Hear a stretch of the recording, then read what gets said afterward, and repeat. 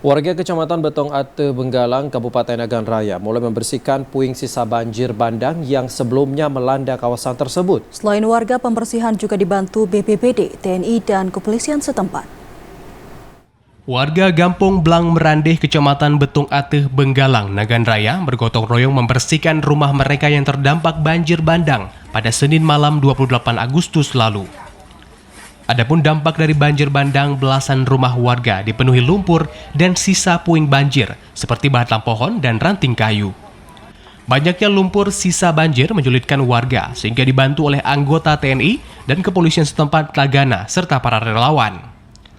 Sementara itu, 1 unit alat berat dikerahkan oleh BPBD Nagan Raya sehingga proses pembersihan sisa banjir cepat tertangani.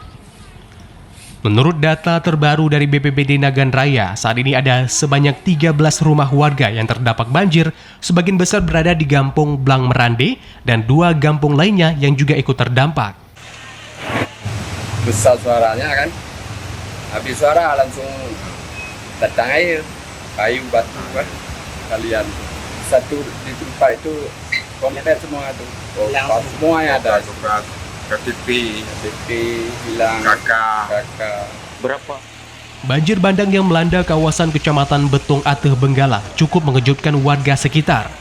Pasalnya, air bah dengan cepat menerjang pemukiman warga sehingga mengakibatkan rumah dan peralatan rumah tangga serta ternak warga hanyut terbawa air. Dari Nagan Raya, Aziz Saputra, TVRI Aceh melaporkan.